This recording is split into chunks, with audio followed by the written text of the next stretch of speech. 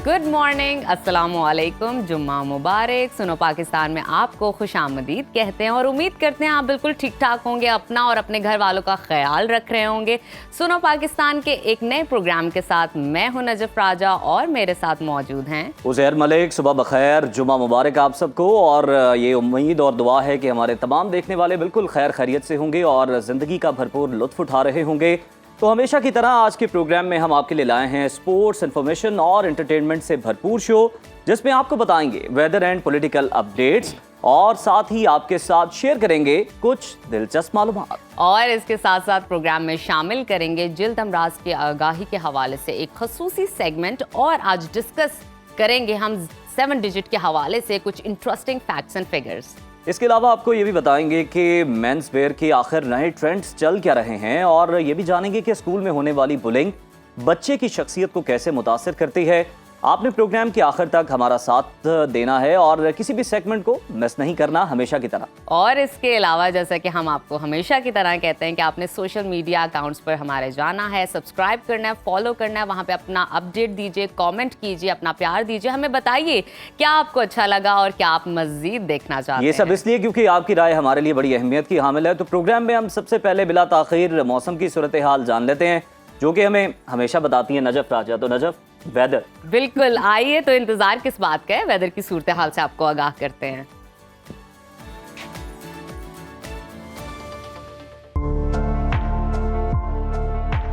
मुल्क के बेशतर इलाकों में मौसम खुश्क, जबकि बालाई इलाकों में सुबह और रात के औकात में मौसम सर्द रहेगा। ताहम लाहौर समेत पंजाब के मुख्तलिफ शहरों में स्मोक का राज बरकरार। हुकूमत ने ग्रीन लॉकडाउन के बाद मुतासरा इलाकों के तालीमी इदारों को बंद करने पर गौर शुरू कर दिया है। मुख्तलिफ शहरों में मौसम की क्या सूरत हाल है, आइए जानते हैं। सबसे पहले बात करते हैं गिलगित बल्तिस्तान की,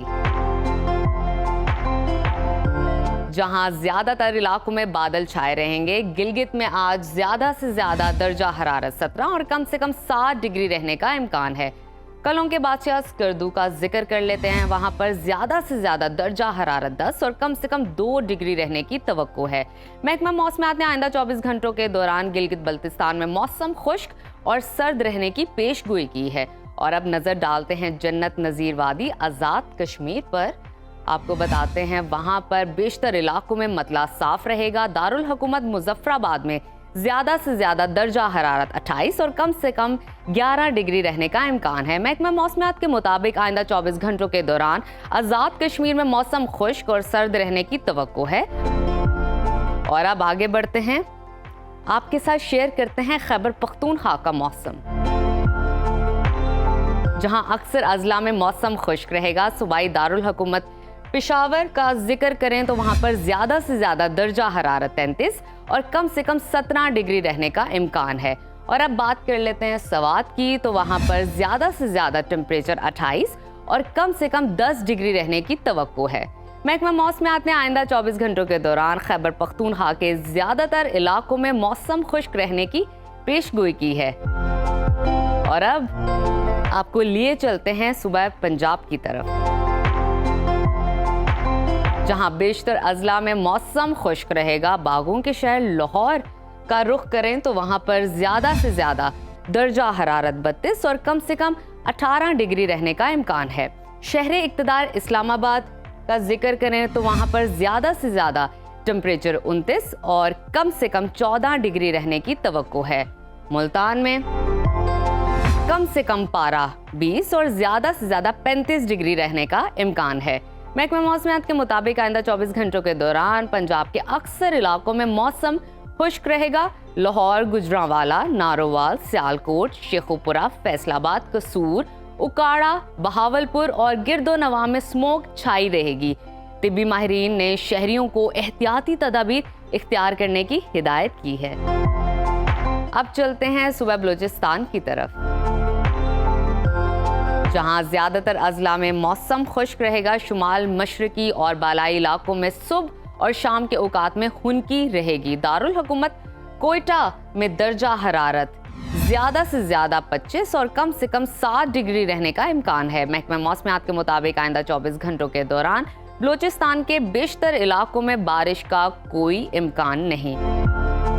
और अब आखिर में आपके साथ शेयर करते हैं वादी मेहरान का मौसम यानी कि सूबा सिंध का मौसम। और वहाँ पर आपको बताएं कि दिन भर सूरज खूब चमकेगा और गर्मी का राज बरकरार रहेगा। रोशनियों के शहर कराची में कम से कम दर्जा हरारत जो है 21 और ज़्यादा से ज़्यादा 36 डिग्री रहने का इम्कान है। हैदराबाद की बात कर लेते हैं, वहाँ पर कम से कम टेम्परेचर 23 और ज़्यादा से ज़्यादा 38 डिग्री रहने की तवक्को है। महकमा मौसमियात ने आइंदा 24 घंटों के दौरान सिंध के बेशतर अजला में मौसम गर्म और खुश्क रहने की पेशगोई की है, जबकि कराची की फ़िज़ा मुज़र सेहत होने पर तिब्बी माहिरीन ने शहरियों को एहतियाती तदाबीर इख्तियार करने की हिदायत की है।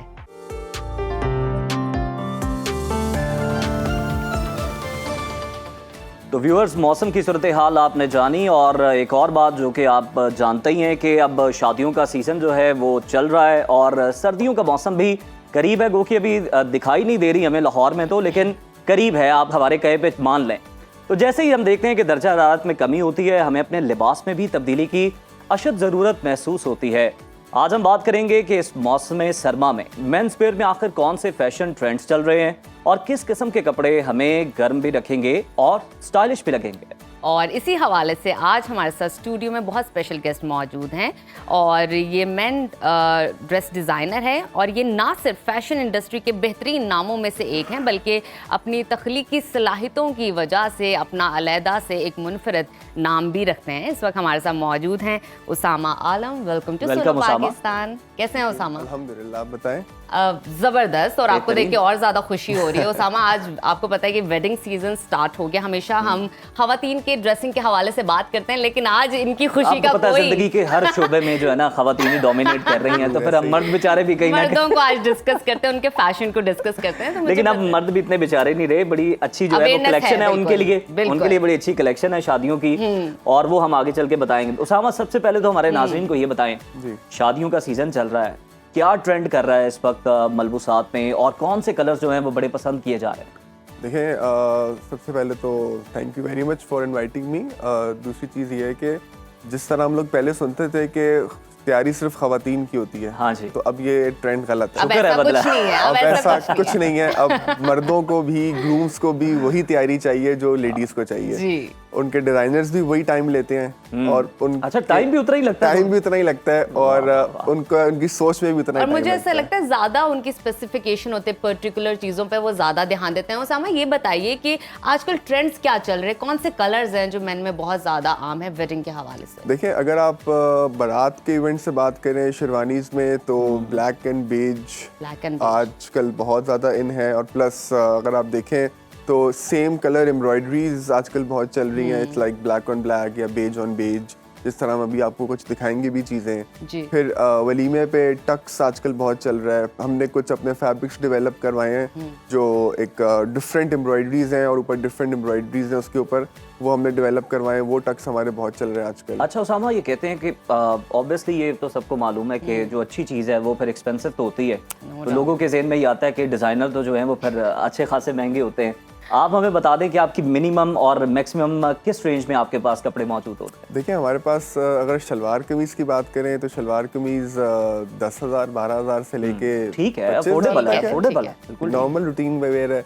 और वेडिंग सीजन्स में आ जाएं तो शेरवानी 1.5 लाख से लेके 3-4 लाख तक है, डिपेंडिंग कि आप कितना ऊपर काम करवाते हैं, आप कितना हैवी लेते हैं, क्या फैब्रिक लेते हैं, सारा कुछ उस पर डिपेंड करता है। अच्छा।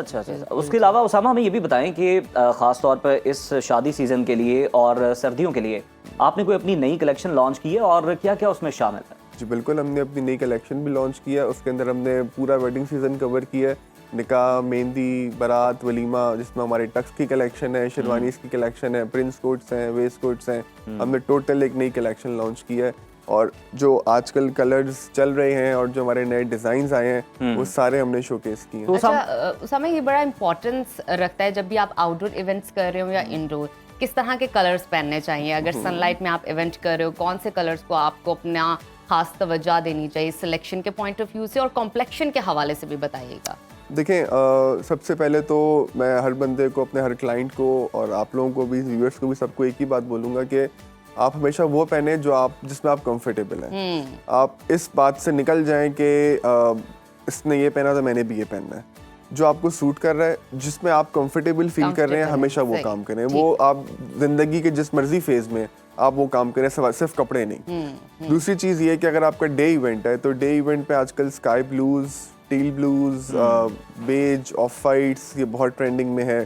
फिर अगर आपका फॉर इंस्टेंस बारात का कुछ रात का इवेंट है तो ब्लैक इज द अच्छा उसामा, Our favorite ये color? तो आपने, हाँ ब्लैक तो फिर सबका फेवरेट है ना। जब भी कोई कंफ्यूज है, समझ नहीं आ रही तो ब्लैक कलर पहन लेते हैं। ऐसे ही हमने भी आज ब्लैक पहना। मैंने भी आज इसलिए ब्लैक पहना। उसामा ये भी बताएं कि जिस तरह से आपने भी पहले बात की ना कि आप खवातीन की तरह मर्द भी बड़े कंसर्न्ड हो गए हैं। अच्छा, खवातीन तो बड़ी बारीकियों में जाती हैं, क्या मर्द भी इस तरह की नुक्ताचीनी करते हैं आपके पास आके?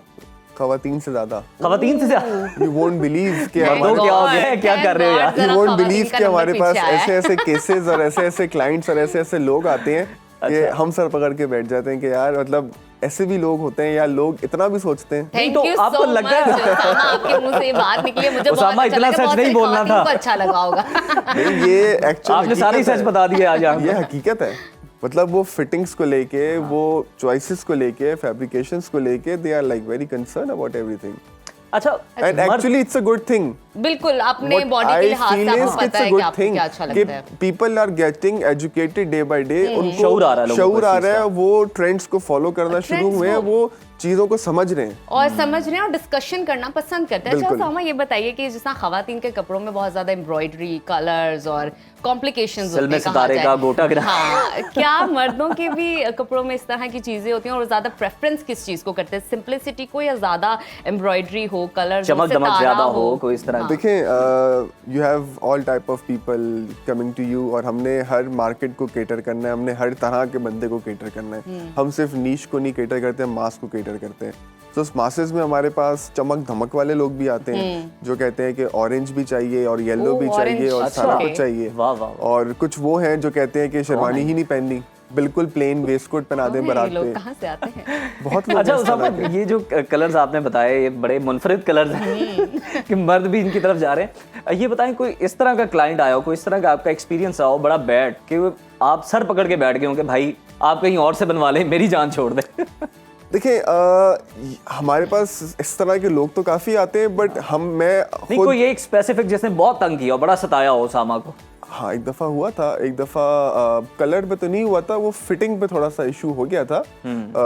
दो उसकी फिटिंग बिल्कुल ठीक थी, मतलब उसको बैठने में, खड़े होने में सारा रिलैक्स था, साफ सुथरी शेरवानी थी, बट वो चाह रहा था कि कहीं ना कहीं पंगा निकाले, वो जबरदस्ती वाला। अच्छा, तो जबरदस्ती वाला पंगा निकाला उसने, जिसका अच्छा। जिसकी कोई लॉजिक नहीं उसने थी। देखा होगा ना बजट बढ़ गया है, तो अब मैं किस तरीके से जो है ना वो यहाँ से निकल जाऊँ, सेफ पासेज मुझे कैसे मिले? फिर मैंने उसको मशवरा दिया, मैंने कहा आप अपने कोई साथ किसी दोस्त को या फैमिली मेंबर को लेकर आए जो आपको मजीद बेहतर गाइड करे, क्योंकि हमारी बात पे आपको यकीन नहीं आ रहा। चले उसामा, हम अपने ऑडियंस को जो है, अपने व्यूअर्स को ये दिखाते हैं कि कौन कौन सी कलेक्शन आज यहाँ पर हमारे सेट पे मौजूद है, आप लेके आए हैं।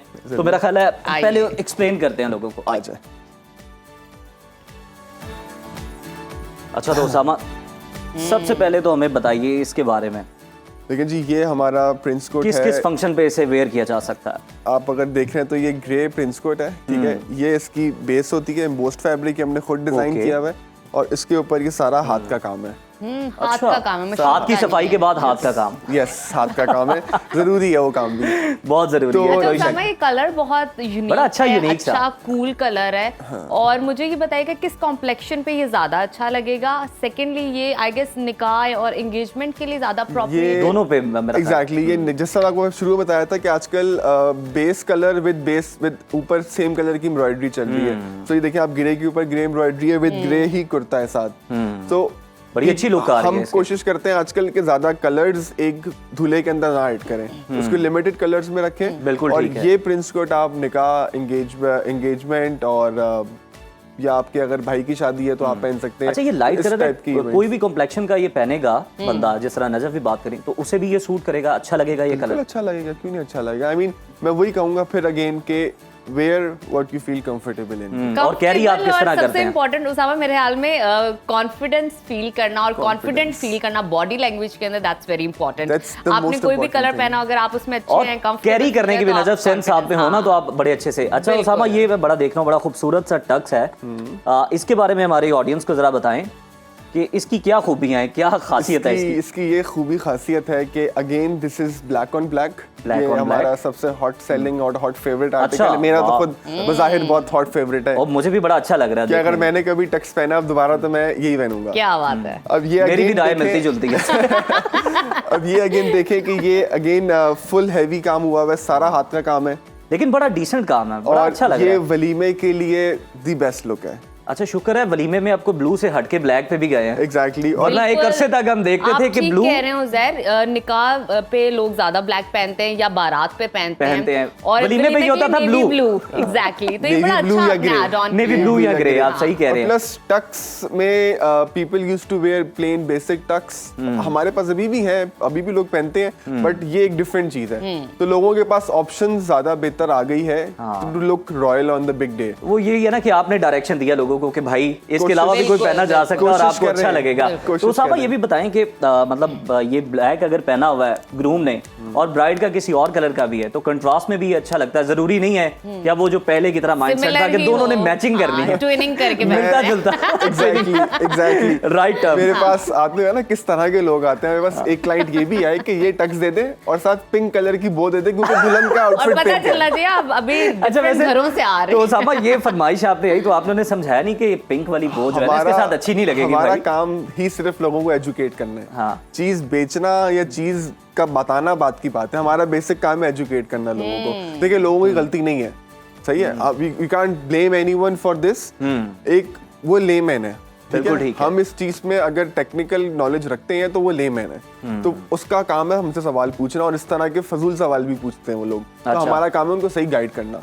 हम अगर उनको उस तरफ ही चला देंगे तो फायदा नहीं है। सही सो सही। समझाना पड़ता है कि भाई टक्स के साथ black bow, white pocket square या black pocket square, simple decent classic. अच्छा वो समय ऐसा कभी हुआ है, कभी आप किसी को समझा रहे हो, एजुकेट कर रहे हो, अगले ने कहा आप मुझे समझा रहे हो, मुझे आपसे ज्यादा पता है। स्टैटिक आप ठीक कर रहे हैं, ऐसा कभी हुआ है? क्योंकि क्लाइंट्स डिफरेंट होते हैं ना। मेरा एक असूल ये है कि मैं 2 दफा समझाता हूँ, अच्छा। थर्ड टाइम मैं कहता हूँ कि जैसा आप कहेंगे वैसा हो जाएगा। ऑरेंज है हाँ, तो ऑरेंज ही आपने सही है। ऑरेंज पहनना है तो आप ऑरेंज पहन लें, लेकिन आपने मुझे पैसे देने मशवरा- बनवा लें। मशवरा मसला नहीं। अमानत होता है ना। बिल्कुल, तो बिल्कुल। उसामा 2 बार मशवरा देते हैं उसके बाद कहते हैं तीसरी तीसरी दफा बारी आपकी। जाहिर है, अब कितना समझाएं क्योंकि फिर लोग at the end customer is king, Because people, माननी पड़ेगी उसकी। people usually नहीं सुनते, लोग नहीं सुनते, they don't listen, they are like कि भाई हम जो कह रहे हैं ना वो करते हैं। बोले, ठीक है भाई as you wish, अच्छा but काफी सारे सुन भी लेते हैं। अच्छा सुन भी लेते हैं, चले वो अच्छी बात है। ये मेरा ख्याल है लास्ट वन है हमारे पास शेरवानी। लास्ट वन है और ये द लेटेस्ट वन है हमारा। अच्छा, अगेन अ New arrival में। Yes, beige and ivory colour sherwani.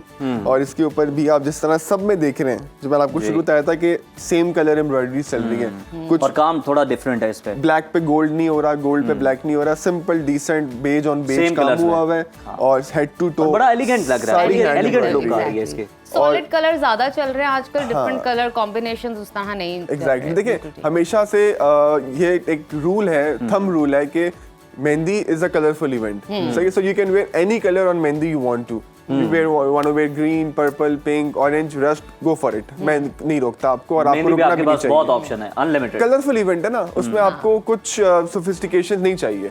ठीक। Nikah is a decent event, then baraat is a decent event and then walima is the most decent event. So मैं हमेशा यही चाहता हूँ और यही कहता हूँ कि don't experiment on yourself, specially when it's your big day. बिल्कुल बिल्कुल ठीक है, ठीक। जो लोग आके हमारे पास अपनी फैशन डिजाइनिंग करते हैं ना कि इसको ऐसे कर देते हैं, इसको वैसे कर देते हैं, तो मैं ये कहता हूँ कि भाई करो एक्सपेरिमेंट बट लिमिट में रहकर अच्छा करो। उसामा हमें ये भी बता उसामा दें वो कि चाहते इसके हैं नया साथ दिन है तो वो कुछ अलग नजर आए, कोई नजर मुनफरिद में- खास दिन है, वो कहते हैं कुछ 4 चांद ही लगे हैं।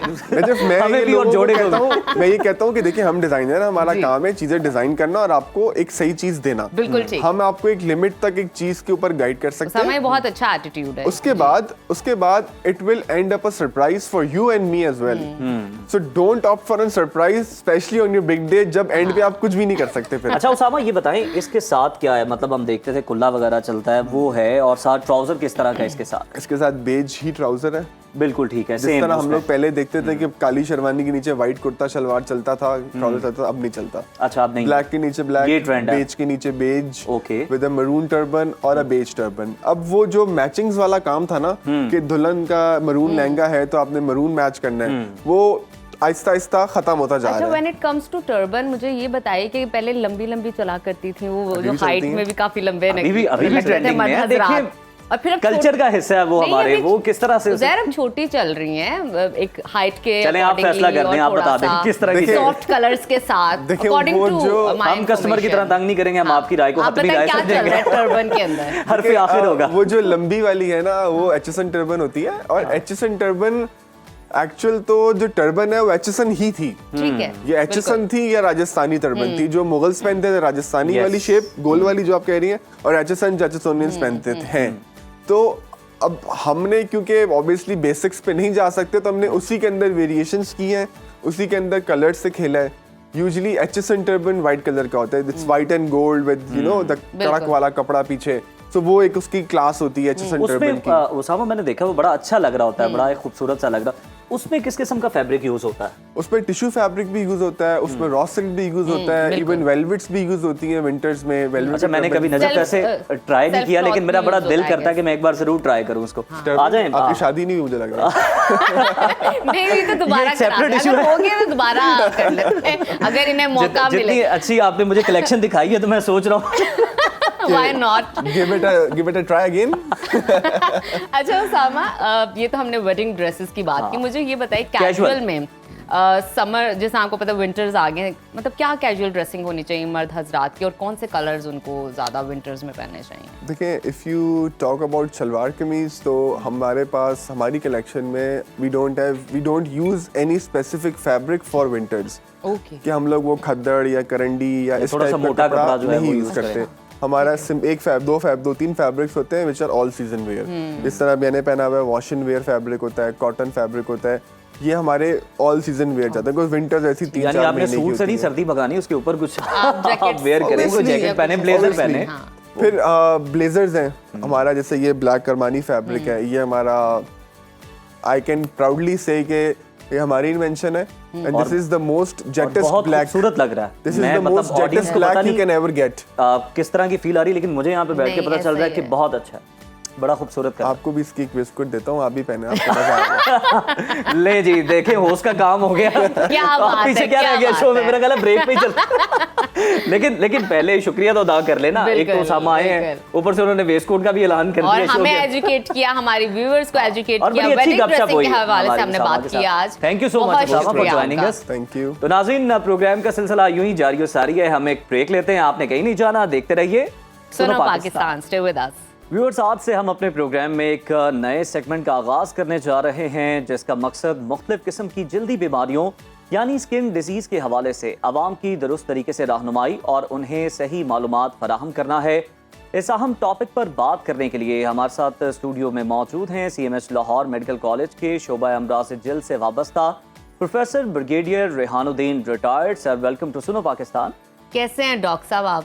बहुत शुक्रिया, थैंक यू आपको देख वेरी के मच। बहुत अच्छा लग रहा है, यकीन जाने, क्योंकि आपसे सीखने का बहुत मौका मिलने वाला है और हमें हम बड़े भी एक्साइटेड हैं इस चीज़ और को हमारे लेकर। व्यूअर्स को भी। आपका बहुत शुक्रिया कि आपने मुझे इधर बुलाया और ये मौका फराहम किया है कि मैं कुछ आप लोगों ये तो की सर क्या हमारे लिए एजुकेट कर इजाज़त की सकूं। बात है। हमारे लिए इजाज़ नहीं, की बात है। thank you अब very much। डॉक्टर साहब, हम ये एक नया सेगमेंट स्टार्ट कर रहे हैं आपके साथ, तो आपकी रहनुमाई चाहिए होगी कि इस सेगमेंट का आगाज़ किस तरह किया जाए, किस तरह इसको स्टेप बाय स्टेप हम आगे लेकर चलें। अच्छा, देखिए, इस सिलसिले में चूंकि ये बुनियादी तौर पे एक आगही का प्रोग्राम है जिसमें हमने लोगों को तालीम देनी है और जिल्द के हवाले से उनकी जानकारी में इजाफा करना है, तो मेरा ख्याल है कि जैसे कि हमारा दस्तूर है कि हमें हर चीज़ का आगाज़ कुरान के से करना चाहिए। बेहतरीन बेशक। बेहतरीन, कुरान के कुछ तालीमी उसूल हैं, हम उन्हीं से आगाज़ करते हैं। जी, ठीक, जरूर। तो उसमें देखिए, ये एक आयत मैंने आपके सामने रखी हुई है, और ये एक आयत नहीं, बहुत सारी आयतें हैं जिनका मकसद ये है, जिसे अंडरलाइन किया है कि आसान कर दिया। तो इससे एक उसूल वाज़े निकलता है कि हमने बात को आसान करना है। बिल्कुल ठीक, बिल्कुल ठीक। ठीक है ताकि समझने वाला समझ सके आसानी जी, मुश्किल बातें नहीं कर, से। शकील जो गुफ्तगू है ना, वो नहीं हम शकील, करेंगे। बिल्कुल उससे बिल्कुल बचेंगे। शकील और अदक बातों से हमने बुरी जबरदस्त। अच्छा जी, तो फिर दूसरा एक और आपके सामने रखी है कि जल्दी ना किया करो और उतना पढ़ा करो जितना आसान हो। तो हमने बोझ नहीं डालना अपना, हमने हर चीज को आहिस्ता आहिस्ता छोटा छोटा उतना ही बताना जितना डाइजेस्ट कर सके हमारे जितना लोग। आपने इतनी खूबसूरत बात की है कि आसान लैंग्वेज का, आसान जुबान का इस्तेमाल करें ताकि लोग आपको समझ सकें। कुछ बिल्कुल। प्रोफेसर, डॉक्टर मैंने ऐसे भी देखे हैं बहुत मुश्किल Technicalities में, terms में। टर्म्स जी हाँ। बोलते हैं just to show their knowledge. बिल्कुल, तो बिल्कुल। आपको वो बोलना है ताकि अगला समझ तो सके। नॉलेज नहीं बगाड़ने की जरूरत है, ठीक है ना। तो नॉलेज और शेखी दोनों। तो तीसरी चीज ये है कि देखिए अल्लाह ने साफ कहा है कि आहिस्ता आहिस्ता, ठहरते ठहरते, उतारते उतारते उतारा।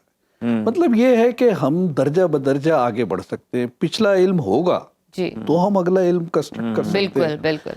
तो ये भी बड़ा जरूरी है कि हम इसे स्टेप्स में करें, इस प्रोग्राम को आहिस्ता आहिस्ता आगे बढ़ाएं। बिल्कुल ठीक है। एक और ये सूरह कहफ में आयत है जिसमें अल्लाह फरमाते हैं कि कोई कहेगा 6 थे, कोई कहेंगे 7 थे, और कोई 200 साल 300 साल। तो उससे एक चीज बड़ी वाजे निकलती है कि हम गैर अहम बातों पे तवज्जो ना दें। बिल्कुल ठीक है, हमने इन्हें नजरअंदाज करना है और अहम बातों को पहचानना है। हमारा खालिक भी यही चाहता है कि हम जो है ना जी। मकसद पे फोकस करें। बिल्कुल, तो अहम बातों को पहचानना है। फिर ये देखिए जो 5वां उसूल है और आखिरी उसूल है कि ये एक ही आयत के ये रेफरेंसेस हमने इकट्ठे किए।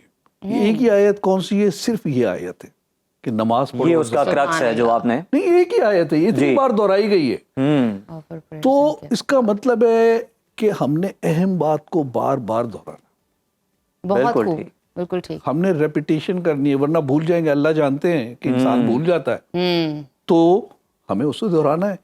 तो ये 5 उसूल हैं।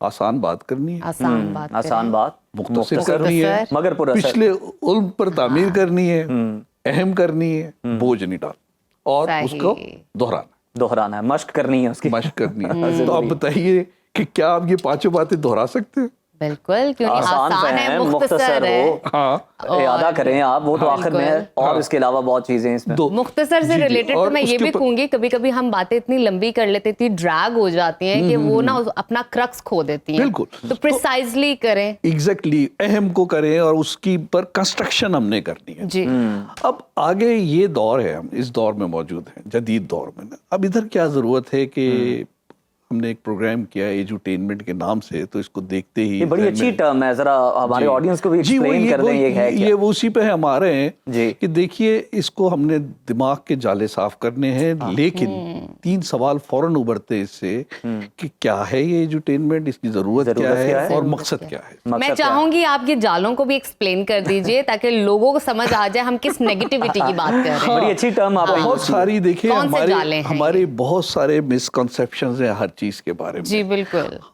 और उन्हें हम इंशाल्लाह अगले हर प्रोग्राम में एक एक मिसकंसेप्शन को बहुत अच्छी तरह दूर इंशाल्लाह, करेंगे, जोर से इंशाल्लाह। दूर करेंगे, ताकि दिमाग से निकल जाए कि भाई ये गलत बात है। जी। बहुत सी हर तो अभी हम इन 3 सवालों पे गौर करते हैं कि ये एजुटेनमेंट क्या है। तो देखिए एजुटेनमेंट से पहली वजह मैं बताता हूँ आपको, 2 बीमारियां हैं। जी।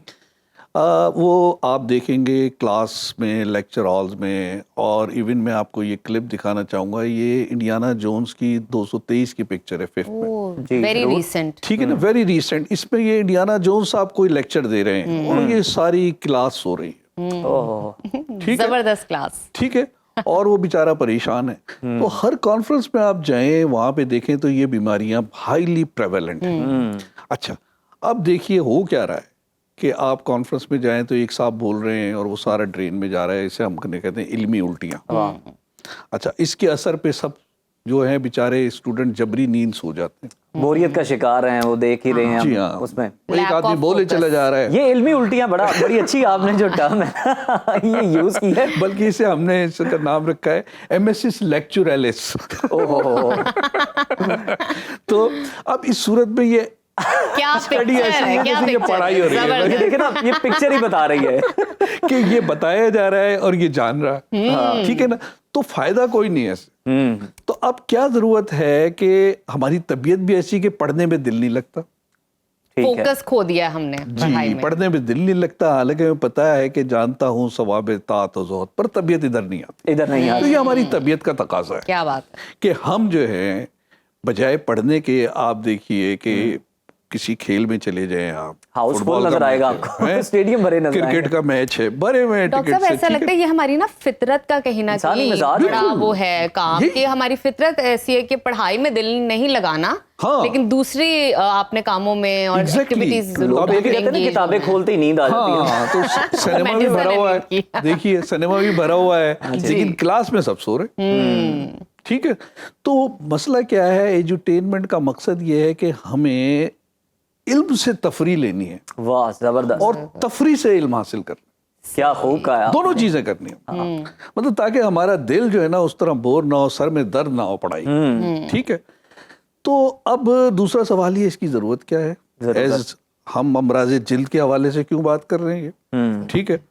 तो ये क्या खड़ाक फैलाया हुआ है, तो मसला ये है कि जिल्द के बहुत सारे मसाइल हैं और समाज की तरजीहात जो हैं उसके लिए मैं आपको ज़रा थोड़ा सा कार्टून की तरफ मुतवज्जो जी, करूँ। जरूर जरूर।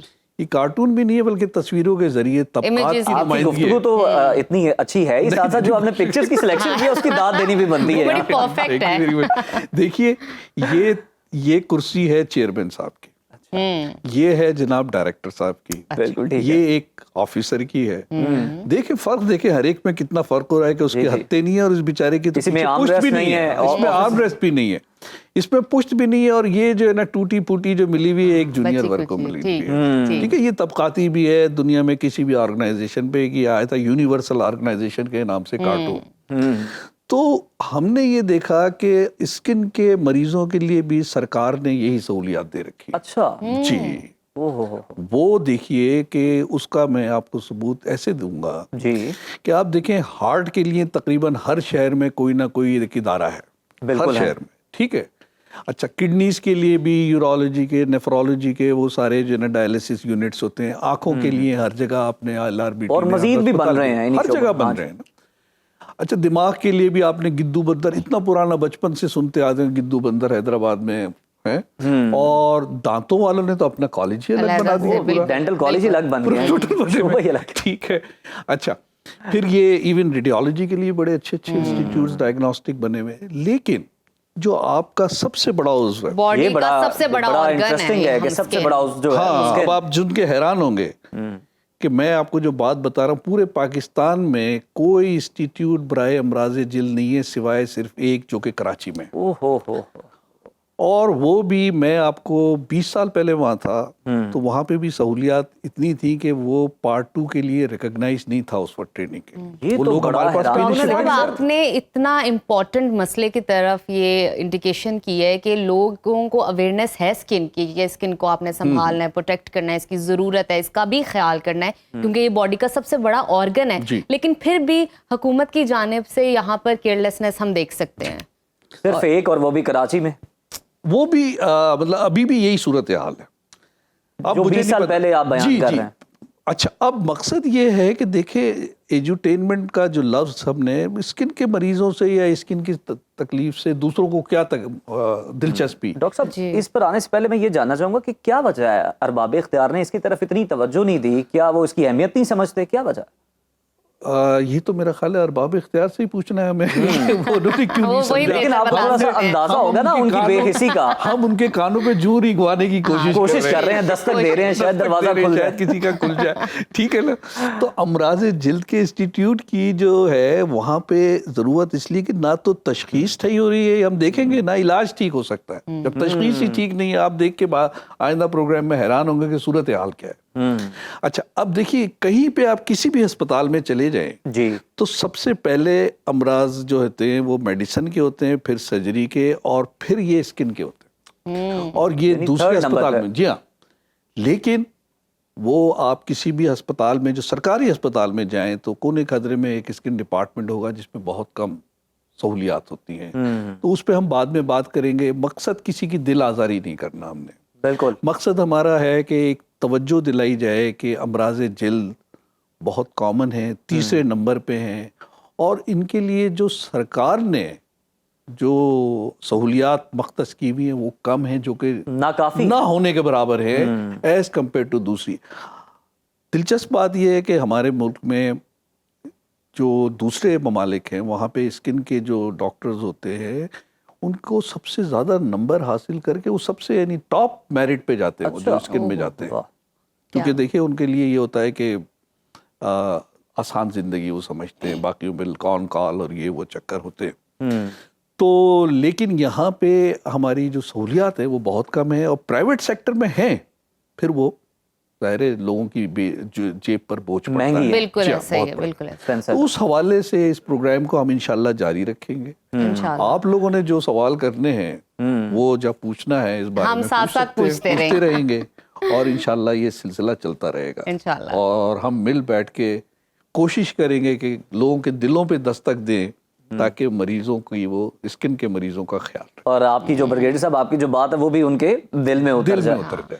आपकी बात भी और आपकी पिक्चर्स और वीडियोस भी ये बड़े मजे की चीज है, यकीन जाने। देखिए ना वो जो पिक्चर्स आपने दिखाई हैं, मतलब एक पिक्चर ही 1000 लफ्जों पे भारी है, तो ये तो कई हजार मतलब लफ्जों हम देख रहे हैं उसको और देखते जा दुआ रहे हैं। करें कि लोगों को दिल पे कोई शायद असर हो जाए। नहीं, जितना आपका खूबसूरत समझाने का अंदाज है, रहनुमाई करने का अंदाज है, मेरा ख्याल है इससे बेहतर कोई तरीका हो नहीं सकता कि लोगों के दिल में ये बात उतरे।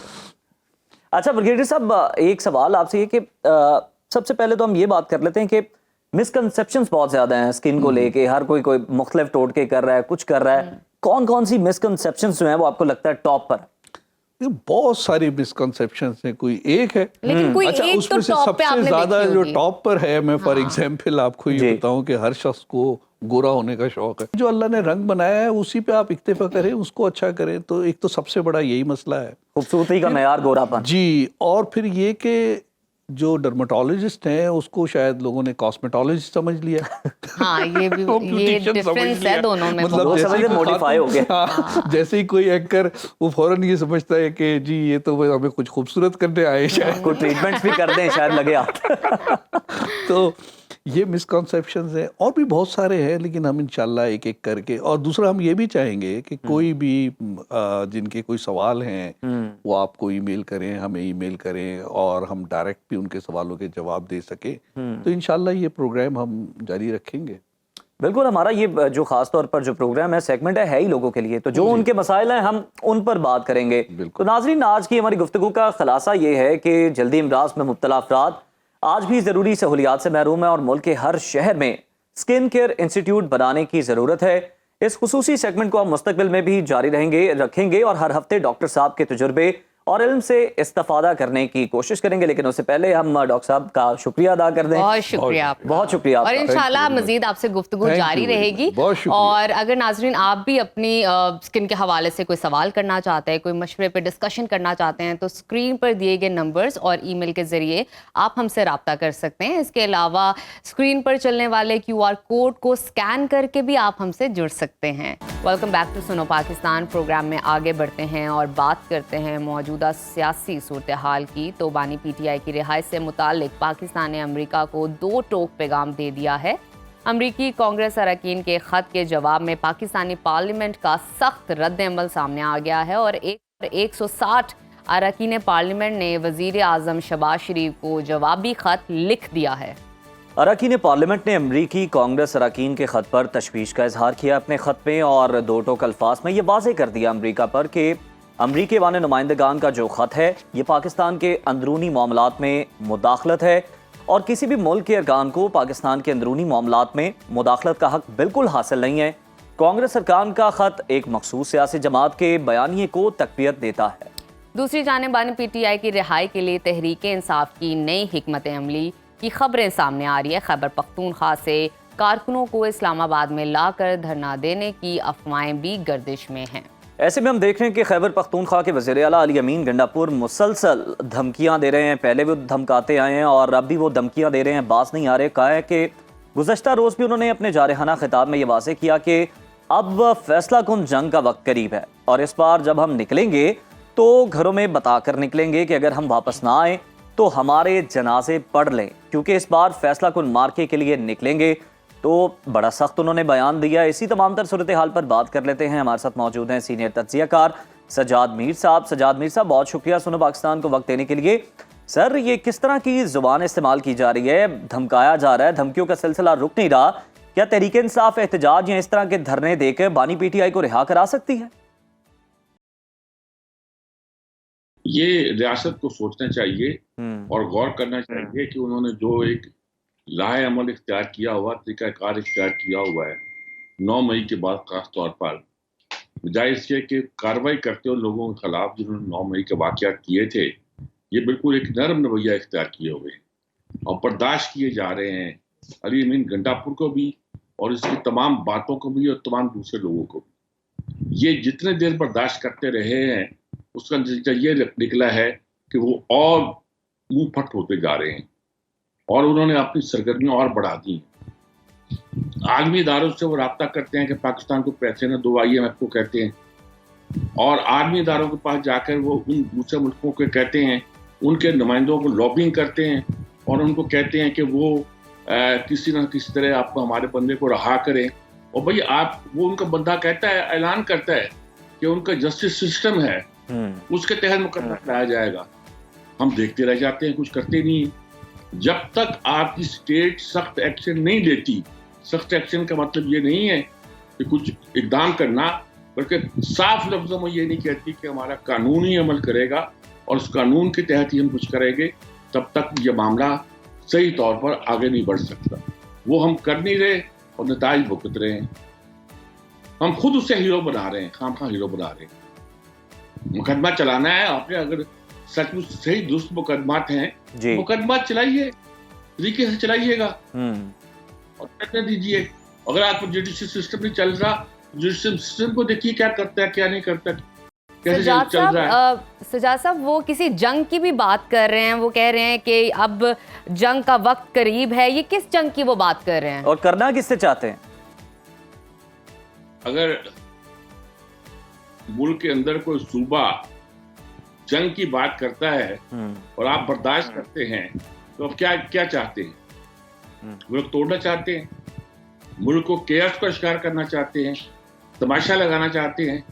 आप चाहते हैं कि उनको एक्सपोज करके और एक्सपोज करके और एक्सपोज करके और एक्सपोज करके हम कोई मकसद हासिल कर लेंगे, तो इस तरह मकसद हासिल नहीं होगा। आपको एक ही इक़दाम पर जब वो सख्त बात कहे जाते हैं, आपको कार्रवाई करनी चाहिए कानून के मुताबिक, जो कानून आपको इजाजत देता है, और कानून आपको इजाजत देता है। अगर वो नहीं करते तो ये मुनासिब बात नहीं होगी। अच्छा सजाद सर ये भी फरमाइएगा कि बानी PTI की रिहाई के मुतालबे पर पाकिस्तानी अरकान पार्लियामेंट ने ख़त लिखा है, जो जवाबी पार्लियामेंटेरियंस के जवाबी ख़त से आपको लगता है कि अमेरिका पर कोई असर पड़ेगा और वो जो लॉबिंग तहरीक इंसाफ वहाँ से करवा रही है, वहाँ से अब खतूत का सिलसिला थम जाएगा? उसका तो वैसे कोई असर नहीं है। आपको असर ले ही नहीं। जिन्हें अमेरिका के जो खतूत लिखे जा रहे हैं उनका कोई असर ले ही नहीं। आपने साबित किया है कि उनमें कितने यहूदी हैं, कितने प्रो इंडिया हैं, कितने अगेंस्ट पाकिस्तान है, और कितने ऐसे लोग हैं जो कि इंतहा पसंद ईसाई हैं। ये सारी बातें आपने साबित कर दी हैं। फिर आप किस बात का उनकी बात सुनेंगे और उनकी बात पर अमल करने की जरूरत महसूस करेंगे? आपने साफ ये बातें साबित कर दी हैं। आप सख्ती से कहें कि आप हमारे मुल्क के मामला में दखल देंगे तो हम आपकी रियासती मामलात में कुछ ऐसी मुदाखलत करेंगे जो आपके लिए नुकसानदेह होगी। लेकिन क्योंकि उनकी रियासत नहीं कर रही, उनका स्टेट डिपार्टमेंट नहीं कर रहा, उनका व्हाइट हाउस नहीं कर रहा, इसलिए आपको भी करने की जरूरत नहीं है। बयान आपकी पार्लियामेंट ने दिया, बस काफी है, आपने बयान दे दिया है। लेकिन उसको उठाने के बजाय मुल्क के अंदर एक सख्त कार्रवाई जो है उसकी जरूरत है। अगर मुल्क के अंदर कोई बोलता है कि हम वो कर देंगे, हम वफाक को लश्करकशी कर देंगे, चढ़ाई कर देंगे, तो आपको उसके खिलाफ कार्रवाई करनी चाहिए। बिल्कुल ठीक कह रहे हैं सजाद साहब। ज़रा इस चीज़ को भी एक्सप्लेन कीजिएगा। PTI की हुकूमत का खात्मा हुआ तो हमने देखा कि अमरीकी मदाखलत का इल्ज़ाम लगाया गया, और अब बानी PTI की रिहाई की बातें चल रही हैं तो फिर भी अमरीकी मदाखलत का इल्ज़ाम लगाया जा रहा है। क्या पाकिस्तान में सियासी फैसले अमरीकी मदाखलत से होते हैं? आपकी क्या राय है? देखिए, जो फैसले हो रहे हैं उसमें बख्शा जाना किसी को ठीक नहीं है। ये लतीफ खोसा साहब हैं जो गवर्नर रहे हैं पंजाब के, और गवर्नर रहने से पहले अटॉर्नी जनरल थे, और जब अटॉर्नी जनरल थे तो इन पर पैसों की गड़बड़ का इल्जाम लगा था अटॉर्नी जनरल के तौर पर। ये वो शख्सियत हैं और वो बयान देते हैं कि देखा क्या हो गया है, नवाज शरीफ के खिलाफ कार्रवाई हुई थी और अब काजी फाइज साहब के खिलाफ हुई है, और अब जा रहे हैं लंदन में उनके खिलाफ कार्रवाई होगी, दुनिया देखेगी, तमाशा होगा। यानी ऐलान किया गया, स्टेट की वो वहाँ कैंपेन चलाई गई, मीडिया पर कैंपेन चली, सोशल मीडिया पर कैंपेन चली, और आपकी एम्बेसी बैठी तमाशा देख रही है। आपकी एम्बेसी को नुकसान पहुंचा है। आप कहते हैं जी उन्होंने मांगी नहीं थी कि सिक्योरिटी, इसलिए हमने दी नहीं। ये कोई करने की बातें हैं। और सर अब ये बयानात आ रहे हैं कि हम स्कॉटलैंड यार्ड से राब्ता करेंगे, हम जो है ना वो उसको अनअटेंडेड नहीं छोड़ेंगे इस मामले को। कब करेंगे राब्ता? हाँ, यही सवाल है। काम बारे में करते रहे आप और कुछ नहीं किया आपने। अब इनके बारे में करते हैं, कुछ नहीं करेंगे आप ताकतें इसलिए छोड़ते हैं कि आप एक प्रेशर ग्रुप भी कायम रखें और बात भी ज्यादा खराब ना करें। नहीं भाई, आपने ये वाकया हुआ है, रियासत की तजलील हुई है, मुल्क से बाहर हुई है। हमारा साबिक चीफ, चाहे कोई नाम हो उसका, वो मिलने गया है अगर, तो आपकी एम्बेसी क्या कर रही है? आपकी एम्बेसी की गाड़ी पर हमला हुआ है, उसके खिलाफ क्या किया आपने? डिप्लोमेटिक जबान में मुंह बना के बिड़बड़ करते फिर रहे हैं और बोल रहे हैं।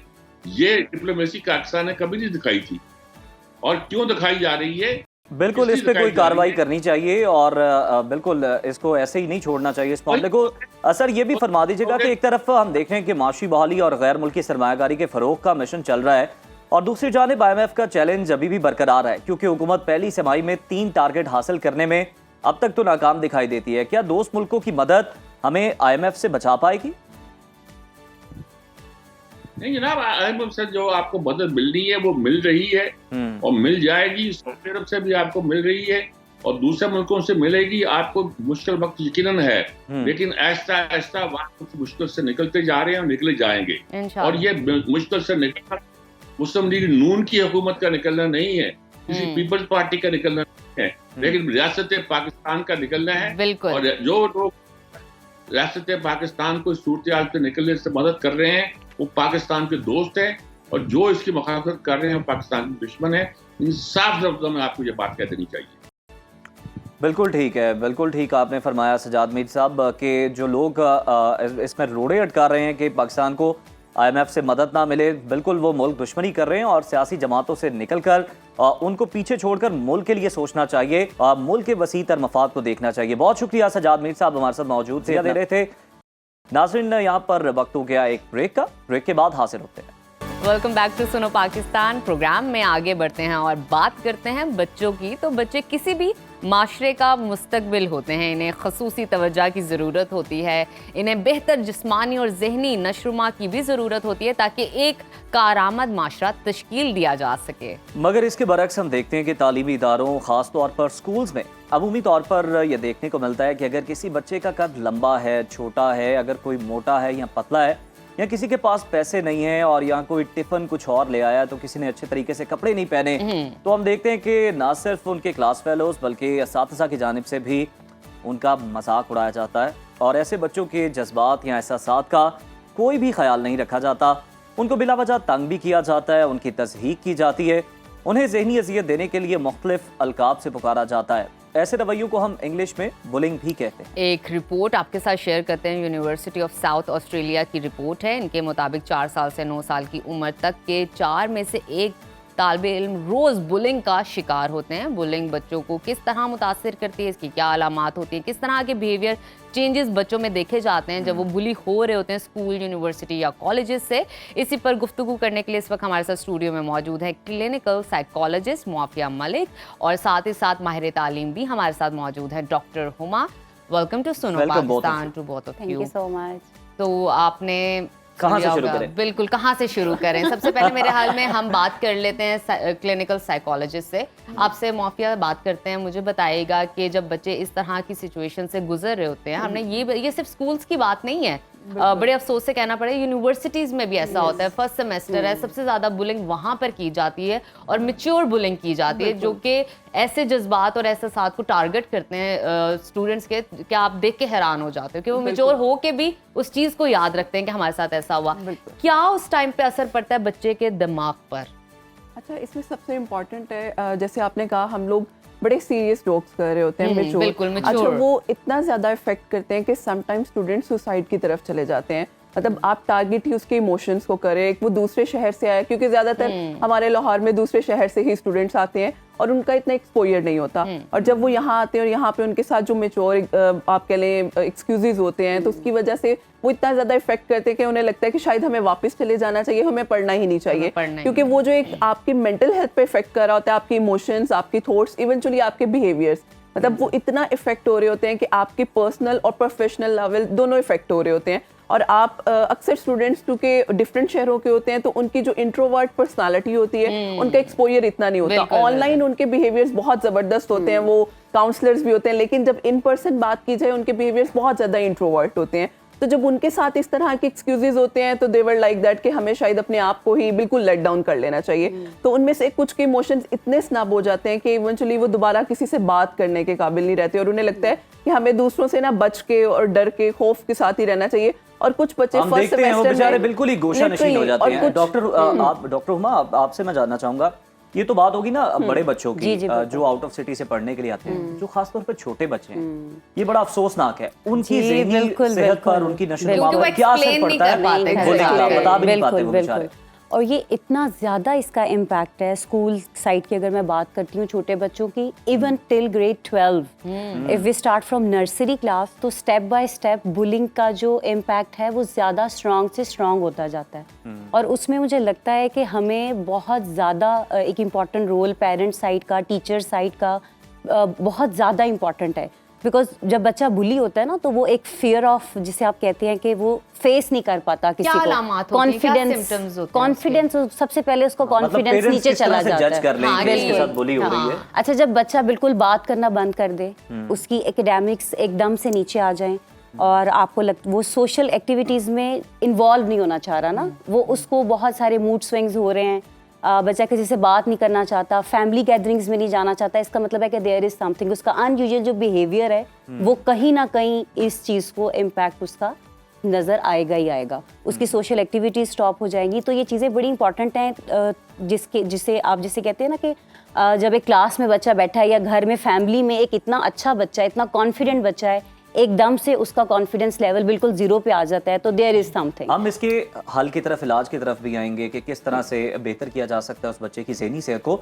मौफी, आप इसमें कुछ ऐड करना चाहेंगी कि मतलब किस तरह से जज कर सकते हैं पेरेंट्स के बच्चे के साथ बुली हो रही है, इस तरह का सलूक हो रहा है? बिल्कुल, जैसे मिस ने भी कहा कि बिल्कुल यही सबसे पहली चीज़ यही होता है, सोशल विड्रॉल होना शुरू हो जाता है। आप अपने फ्रेंड सर्कल को भी बहुत ज़्यादा लिमिटेड कर देते हैं, और वही बात है, सेल्फ कॉन्फिडेंस बिल्कुल जीरो है। क्लास में कोई एक्टिविटी है, आपको इवेंचुअली स्वेटिंग स्टार्ट हो जाती है, यानी एंजाइटी के सिम्टम्स स्टार्ट हो जाते हैं, बिल्कुल धड़कन तेज हो गई, बॉडी शिवरिंग करना शुरू हो जाती है, और इस हद तक कि आपको पैनिक अटैक्स भी आना शुरू हो जाते हैं, क्योंकि आपका वो एक्सपोजर करवाया ही नहीं गया। और समटाइम्स टीचर बहुत सपोर्टिव होते हैं। ये भी होता है कि फिर हम देखते हैं ना कि बच्चा कहता है कि मैंने स्कूल नहीं जाना, और रोने लग जाता है, हम लोग जबरदस्ती मार के भेज देते हैं। पहले मसला तो हल कर दे उस बेचारे का। आप दोनों से ही जानना चाहूंगी, वन बाय वन करके बताएं कि इन तरह के जो तज़हीक आमेज रवैये हैं या वर्ड्स हैं जो उनको कहे जाते हैं स्कूल के अंदर, माँ बाप की, पेरेंट्स की क्या जिम्मेदारी बनती है कि उनको किस तरह डील किया जाए बच्चों को, टीचर्स की खास तौर पे जो स्कूल के अंदर मौजूद है? मुझे लगता है सबसे पहले पेरेंट्स का एक बड़ा इंपॉर्टेंट रोल है कि बच्चों का जो एक गैप है ना पेरेंट्स के साथ, वो नहीं होना चाहिए। एक open discussion is very important with the kids, के जो मदर्स स्पेशली, आप अपने बच्चे से बात करें, उनका एक्सपीरियंस उनसे सुने कि उनकी पूरे स्कूल की एक्टिविटी क्या थी। जब आप डेली ये रूटीन बना लोगे तो ऑटोमेटिकली आप जज कर लोगे कि बच्चा कहाँ पे बुली हो रहा है और किस हद तक उसको बुली किया जा रहा है, first of all. Second thing, school side and specially teachers, उनको बाकायदा ट्रेनिंग देनी चाहिए। एंटी बुलिंग पॉलिसीज तो होती हैं, बट इम्प्लीमेंटेशन ऑनेस्टली स्पीकिंग चीज़ें मुश्किल है। अफसोसनाक है, लेकिन हमें ये कहना पड़ता है कि कुछ जगहों पर जहाँ पर ज्यादातर तो ट्रेनिंग नहीं है, टीचर्स भी अपना बड़ा रोल प्ले करते हैं बुली करने में बच्चों को।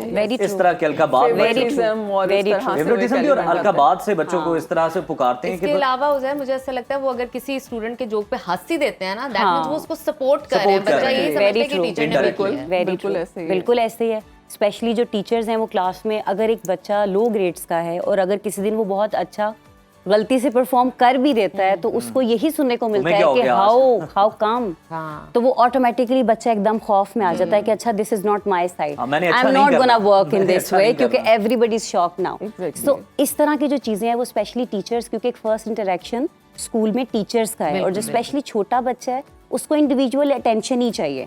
वहीं पे आप उसको स्पॉइल कर देंगे तो उसकी ग्रूमिंग वहीं पे स्टॉप हो जाएगी, उसका कॉन्फिडेंस लेवल वहीं पे रुक जाएगा। तो आप जो हमारा 3 इयर्स तक का टाइम है उसमें तो आपकी 90% पर्सनालिटी डेवलप हो गई है। बिल्कुल। उसी में उसकी बुलिंग अगर इतनी ज़्यादा उसका इम्पैक्ट आएगा तो बच्चे की पर्सनालिटी रुक जाएगी। तो this is very important period जिसमें स्पेशली टीचर्स को बताना चाहिए कि बच्चों को रिस्पेक्ट और शो एम्पैथी, बच्चों को पीयर वर्क में काम कराएं। बच्चों को तो बताना चाहिए, माफी आप ये बताएं कि टीचर्स को किस तरह से बताना चाहिए, उनकी किस तरह से ट्रेनिंग करनी चाहिए? अच्छा, उसमें इनिशियली यही होता है जब हमारी हायरिंग्स होती हैं तो वहाँ पे एक साइकोलॉजिस्ट भी मौजूद होता है, और ये बड़ी इंपॉर्टेंट चीज़ होती है कि अगर आपके क्लास में कोई बच्चा बुली हो रहा है तो आप उसको कैसे कैटर करते हैं। उसमें सबसे पहली चीज़ यही है, टीचर्स का बच्चों के साथ एक बॉन्ड होना बहुत ज़्यादा ज़रूरी है कि अगर आपको कोई भी इशू हो रहा है, वही बात ओपन कम्युनिकेशन, आपकी कम्युनिकेशन जितनी अच्छी होगी अपने स्टूडेंट्स के साथ, अगर आपको कोई बुली कर रहा है आप इंडिविजुअली जाके अपने टीचर को कंप्लेन कर सकते हैं। और यहाँ पे टीचर्स की ट्रेनिंग स्टार्ट पे भी होती है और मिड ऑफ द एग्जाम्स भी होती है कि अगर आपकी क्लास में क्या रिपोर्ट है, इंडिविजुअली बच्चों की रिपोर्ट ली जा रही होती है, जिसमें अगर कोई लैक कर रहा है तो उसके बिहेवियर्स को मॉडिफाई करने के लिए अब तो स्कूल्स में इतनी अवेयरनेस हो गई है कि काउंसलर्स हायर किए गए हैं, और साथ ही साथ काउंसलर्स को गाइडलाइन की जाती है कि टीचर ने किस तरह से अपने बच्चे को उस तरह से नॉर्मलाइज करना है। और आप भी कुछ ऐसी एक्टिविटीज करवा रहे होते हैं, बच्चे को बताते हैं कुछ ऐसी स्ट्रेटेजीज अगर आप बुली हो रहे हैं। लेकिन माफी, ये जो आप बता रही हैं ये मुझे लगता है कि सिर्फ ये प्राइवेट सतह पे है, सरकारी सतह पर इस तरह का कोई निजाम नहीं है। Private there are very rare schools जो काउंसलर्स कर सकते हैं। रिसेंटली ये भी जरा थोड़ा सा, क्योंकि गवर्नमेंट ने कहा है तो थोड़ा सा स्कूल्स अब इस चीज की तरफ आ रहे हैं कि गवर्नमेंट ने कहा तो दिया, लेकिन गवर्नमेंट खुद अपने स्कूलों पे कब अप्लाई करेगी, कब ये अडॉप्ट करेगी? अच्छा डॉक्टर हुआ, मुझे ये बताइएगा, एक तो स्कूल्स की जानिब से काउंसलर हायर कर लेना और एक सेशन रख लेना 2 मंथ्स के अंदर, that's not enough for the child, ठीक है? क्या जिम्मेदारी बनती है इदारे की इस हवाले से कि कोई भी उनके तालीमी इदारे में बुली ना हो? कोई स्टूडेंट इंट्रोवर्ट है, एक्सप्रेशन से इजहार नहीं कर पा रहा, तो क्या क्या चीज़ें उनको वहाँ पर अपने रूल्स एंड रेगुलेशन में ऐड ऑन करनी चाहिए? बिल्कुल जी, बड़ी स्ट्रिक्ट पॉलिसीज होनी चाहिए, zero tolerance, because this is very important. Academics सारी चीज़ें एक साइड पे है, अगर आप एक बच्चे की पर्सनालिटी डैमेज कर रहे हैं तो देयर इज समथिंग। और इसके लिए आपको ये मार्जिन नहीं दिया जा सकता कि आप बिल्कुल तो कर सकते हैं? Not at all, not even from the student side, not even from the teacher side, not even from the management side. Zero tolerance means for everyone. तो then you can make rule, and day to day activities इस तरह से होनी चाहिए, इस तरह के lectures होने चाहिए आपके टीचर्स को। एग्जैक्टली, आप उनके लेसन प्लान में ये चीज़ इंक्लूड कर दें कि आपने जो भी बच्चों को एक्टिविटी करानी है उसमें सबको बात करने का चांस देना है। इसमें ये बिल्कुल नहीं, एक शाय बच्चा है तो वो शाय ही रहेगा, वो नहीं बोलेगा आगे। मुझे लगता है कि ये इन्वायरमेंट जब तक हम नहीं बनाएंगे, चाहे वो गवर्नमेंट साइड है चाहे वो प्राइवेट साइड है, ये भी माइंडसेट हमें देखना चाहिए ना। हम सबको एक ही लाठी से हाँकते हैं। हम ये नहीं देखते कि अगर वो मैथ में अच्छा नहीं है तो वो इंग्लिश में अच्छा है, किसी और मजमून में उर्दू में अच्छा है, तो हम इस चीज को भी जो है ना जो है थोड़ा सा देखें और बच्चों के साथ ताउन करें, तो मेरा ख्याल है उनका कॉन्फिडेंस मजीद बूस्ट होगा। This is very important. हम ये देखेंगे नहीं तो मुझे लगता है कि हम बच्चों को पॉलिश नहीं कर पाएंगे। अच्छा, वैसे अमूमन मैंने देखा स्कूल्स के अंदर ना एक कंप्लेन बॉक्स होता है, मुझे ऐसा लगता है कि इस तरह के कंप्लेन बॉक्स ना हर क्लास के अंदर मौजूद होने चाहिए कि अगर बच्चा कह नहीं पा रहा, एक्सप्रेस नहीं कर पा रहा, कम्युनिकेशन में उस तरह अच्छा नहीं है, तो वो अपनी कंप्लेन वहां पे डाल दे। ये अच्छी होने वाला सिर्फ प्रिंसिपल होना चाहिए। बिल्कुल ऐसे ही, क्योंकि टीचर के थ्रू फिर वही प्रॉब्लम। अच्छा, लेकिन उसमें भी बहुत बुलीज के चांसेस हैं, I am telling you, because practically अगर वो बॉक्स है तो everybody is you know wondering. बिल्कुल ऐसे ही है जी, बिल्कुल ऐसे ही है। एवरीबॉडी इज वॉन्डरिंग कि अच्छा if he is putting something तो देयर इज समथिंग ना, तो वो डेफिनेटली उसी बच्चे को पकड़ लेंगे, अच्छा आपने लिखा क्या, आप ये बताएं। तो एक हिडन, एक जैसे इन्होंने बिल्कुल वो मेंशन किया है, मुझे लगता है कि जब तक बच्चा एक्सप्रेस नहीं करेगा ना तब तक शायद वो अपना मैसेज कन्वे नहीं कर पाएगा। और पेरेंट्स का भी इसमें इंपॉर्टेंट रोल है कि वो भी टीचर से कम्युनिकेट करें अगर वो इस तरह का कोई अनयूजुअल बिहेवियर देखते हैं बच्चे में, तो जब तक ये चीज़ डिस्कशन में नहीं आएगी तो ये रिमूव नहीं होगी।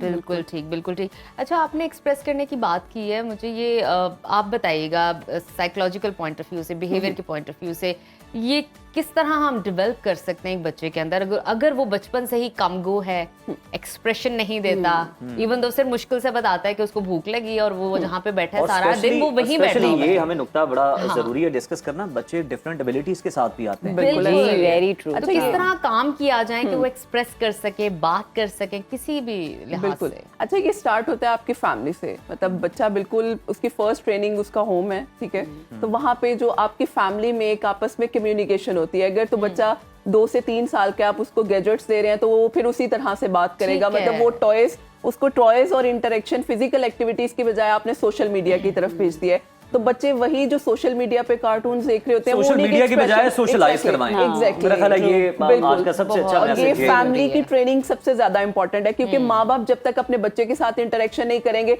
तब तक उनको उनकी टाइम पर्सनालिटी दीजिए, उन्हें प्यार की जरूरत है, बच्चों को आपके Time देंगे टाइम की तभी वो आपके जरूरत साथ है sharing करेंगे। और छोटी छोटी बातों की जरूरत है, स्टोरीज को और सुनाइए अपने बच्चों एप्रिसिएशन, को। हम अपने बच्चों को हमेशा कंपैरिजन करते हैं, दूसरों के बच्चों से हमें मिलाते हैं सराहते कि हाँ, हैं, उन्होंने फूफो ये का किया। बेटा ये और खाला का ये, तो हमें उन्हें अप्रिशिएट करना चाहिए, Appreciate करें। क्योंकि ये बहुत जरूरी है। अगर पेरेंट्स ही करेंगे तो बच्चा बाहर अपना वो कॉन्फिडेंस शो कर सकता है। आप दोनों का बहुत बहुत शुक्रिया, बड़ा शुक्रिया, अच्छा thank लगा you. बात Thank you so करके। much. अपने बच्चों को कोशिश कीजिए, अप्रिशिएट कीजिए, जितना कर सकें प्रेज कीजिए, उनके साथ स्टोरी टेलिंग का एक और पार्ट कंपैरिजन रखिए खुदारा ना पूरे दिन करें, में। कंपैरिजन ना करें। Comparison very important. तो नाजरीन, अभी वक्त हुआ एक छोटी सी ब्रेक का, आपने कहीं नहीं जाना, देखते रहिए सुनो पाकिस्तान।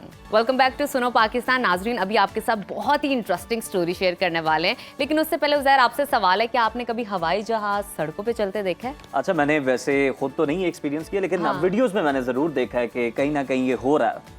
अच्छा, तो मैं आपको बताती हूँ, ये तो भाई पुरानी बात हो गई होगी सऊदी अगर अरब आपने की- सऊदी अरब की कोई वीडियोस आई थी Exactly, और सामने। ये काफी पुरानी बात है। अब पाकिस्तान में भी सड़कों पर मुसाफिर त्यारे चल रहे हैं। सऊदी अरब की तरह पाकिस्तान की तारीख में पहली बार एक मुसाफिर त्यारे को सड़क के रास्ते एक शहर से दूसरे शहर ले जाया गया। ये तो बड़ी बात है, मतलब पूरे शहर का ही सफर करवा दिया। मुझे तो लगा जी। शायद एयरपोर्ट की हदूद के अंदर ही कहीं ना। बिल्कुल। तो ये जनाब 110 फीट लंबे बोइंग जहाज 737 निजी एयरलाइन के फजाई बेड़े का हिस्सा था। ताहम हुआ यूं कि 2014 में इस तैयारे को कराची एयरपोर्ट पर ग्राउंड कर दिया गया था। तब ये मुसाफिर तैयारा नाकारा हो चुका था, तो फिर मुसाफिर तैयारे के इंजन, परों और बॉडी को अलग अलग किया गया। अच्छा, ये सवाल बड़ा आ रहा था कि मतलब बॉडी है उसके साथ पर भी हैं, तो वो फिर पर किस भी तरह से हैं, मूव कर कैसे सकता है? मूव कर रहा लेकिन होगा? उन्होंने सबको अलग किया और फिर 40 पिलर 80 फीट लंबे ट्रेलर पर लाद कर Hyderabad civil aviation training centre मुंतकिल किया जा रहा है, जहां पर इसे तरबियती मशकों के लिए इस्तेमाल किया कौन जाएगा। कहता तो है? ये इस तरह से ले जाया जाता है। उज़ैर, कौन कहता है हम क्रिएटिव नहीं है? और ये त्यारे की जो मुंतकली की वीडियो है और इसकी तस्वीर है सोशल मीडिया पे वायरल है। आइए लोग बड़ा पसंद कर रहे हैं, तबसरे भी कर रहे हैं। कमेंट कर रहे हैं, आइए देखते हैं ये वीडियो। मतलब हम ना जुगाड़ू कौम है। हाँ हाँ बिल्कुल, वो देखे ना वो किस क्या तरह से बात इसका हल है, निकाला है बहुत और ही कितनी बढ़िया। खूबसूरती के साथ उसे टाई किया है और पर वगैरह उसके अलग किए हैं कि जनाब कहीं टकरा ना जाए, कोई नुकसान ना पहुंच जाए। अच्छा, इतना महंगा तैयारा होता है तो फिर उसकी लेकिन- हिफाजत को भी तो यकीनी बनाना ना। हिफाजत को यकीनी बनाने कितने लोग इन्वॉल्व होंगे इसकी मूवमेंट के लिए उज़ैर, आप ये सिर्फ सोचें। वाकई क्या एक बात है। तो बड़ी इंटरेस्टिंग खबर। और- चलें, इसके अलावा एक थोड़ी सी तकलीफ खबर है, वो भी तकलीफ शेयर कर लें है, साथ। जो कि महंगाई के हवाले से, पेट्रोल और गैस के हवाले से आपको बताते हैं कि अवाम पर पेट्रोल और गैस बम गिरा दिया गया है। हुकूमत ने पेट्रोलियम मसनूआत की कीमतों में इजाफा कर दिया और पेट्रोल की फी लीटर कीमत में ₹1.85, जबकि हाई स्पीड डीजल की फी लीटर कीमत में ₹3.85 इजाफा कर दिया गया है। यानी लोगों की मुश्किलात में इजाफा ही हुआ है और साथ हम देखते हैं कि लाइट डीजल की जो फी लीटर कीमत है उसमें भी ₹2.61 और मट्टी के तेल की फी लीटर कीमत में ₹1.48 कमी की गई है। पेट्रोलियम मसनूआत में इजाफे के बाद पेट्रोल की फी लीटर नई कीमत अब ₹248.38 है। मेरा ख्याल है पेट्रोल की कीमत में तो कोई इतना ज्यादा इजाफा नहीं है। अगर हम माजी से कंपेयर करें, हाँ। माजी में तो इकट्ठे 15, 20 रुपए भी बढ़ते रहे हैं। तो हमारे पे वो ये वक्त गुजर चुका है। ये शुक्र है कि हुकूमत ने जो है ना इस बार थोड़ा सा हाथ खोला रखा है। बिल्कुल, तो हमें ये इतना फील नहीं हो रहा हाई है कि स्पीड बहुत डीजल की जो ज़्यादा है। नई कीमत है वो अब इजाफे के साथ ₹255.14 हो गई है और जो मट्टी के तेल की नई कीमत है वो ₹161.54 फी लीटर और लाइट डीजल ऑयल की नई कीमत अब ₹147.51 फी लीटर पर जा पहुंची है। और दूसरी जानेब अगर हम देखें एलपीजी भी महंगी हो गई है। एलपीजी और अभी तो मतलब सर्दियां आई नहीं हैं और गैस अभी उस तरह से नापैद हुई भी नहीं, लेकिन एलपीजी की अभी से कीमतें बढ़ना शुरू हो गई हैं। तो यानी जो लोग हैं ना वो सीट बेल्ट को कस लें, क्योंकि ये सफर बड़ा लंबा चलने वाला है। बिल्कुल। और फिर इसकी कीमत जो है ना वो हमें कहीं और मिलेगी। तो खबर ये कि एलपीजी की जो फी किलो कीमत है उसमें अभी ताहाल तो ₹2.88 का इजाफा में देखने को मिला है, जिसके बाद घरेलू सिलेंडर तकरीबन ₹34.09 महंगा हुआ है। कीमतों में इजाफे के बाद एलपीजी के घरेलू सिलेंडर की जो नई कीमत है जनाब, वो आपको बता दें तो वो ₹2,999.47 मुकर्रर कर कहा दी। जाए कि परेशान हो पर इतना भी ज्यादा परेशान ना हो, शायद बेहतर है मतलब ये। अभी परेशान ना हो, लेकिन हाँ। आगे चल के तो फिर आपको पता है ना कि गैस तो आती नहीं है वैसे ही घरों में, तो फिर और एलपीजी विंटर्स का आ रहे इस्तेमाल है। हैं, विंटर्स आ रहे हैं तो होना परेशान तो हो जाए, लेकिन ज्यादा परेशान होने की जरूरत नहीं है। और नाज़रीन क्योंकि हुकूमत को इससे कोई फर्क नहीं पड़ने लगा, वो कान पे जूं नहीं देगी। अभी वक्त है छोटी सी ब्रेक का, आपने कहीं नहीं जाना, क्योंकि ब्रेक के बाद बहुत इंपॉर्टेंट और इंटरेस्टिंग सेगमेंट बाकी है। देखते रहिए सुनो पाकिस्तान। ब्रेक से हम वापस आ चुके हैं और अब बात करेंगे हमारी महदूद वुसअतों पर मुश्तमिल कायनात की। अगर हम बात करें तो इसके अंदर लाखों कहकशाएं, सितारे, सैयारे और अजराम फल्की मौजूद हैं। इस कायनात के तख्लीकी निज़ाम में 7 की अदद को एक ख़ास अहमियत हासिल है, जिस पर मुख्तलिफ रिवायात, मज़ाहिब और साइंसी नज़रियात में बहुत गुफ्तगू की गई है। बिल्कुल। और 7 आसमान हम देखते हैं और सुनते हैं, 7 ज़मीनें, 7 समंदर, या 7 हफ्ते के और हफ्ते के 7 दिन। ये जो 7 का बार बार डिजिट आ रहा है, ये महज एक इत्तफाक है या इसके पीछे कायनात का कोई अहम राज पोशीदा है? इसको हम डिस्कस करेंगे आज स्पेशली, क्योंकि हम सुनते हैं दूसरे मज़ाहिब में, जिस तरह हिंदू मज़ाहिब में भी कहा जाता है 7 जन्म हैं, 7 फेरे हैं, और इस तरह के 7 के अदाद के उनके और बहुत सारे फेस्टिवल है। इस वक्त हमारे साथ स्टूडियो में मौजूद है मारूफ scholar Syed Haider Jafri sahab. Welcome to Suno Pakistan. ये जो 7 का डिजिट है जी, इसके पीछे क्या राज है? क्योंकि हम बहुत सारे, जैसा हमने अपने तारुफ में आपको बताया, ये हम सुनते हैं, देखते हैं, तो कुरान और हदीस में भी इसका किस तरह जिक्र किया गया, ये भी बताइए। बेटा, असल में जो कायनात का क्रिएटर है ना, ये उसका इम्पैक्ट है।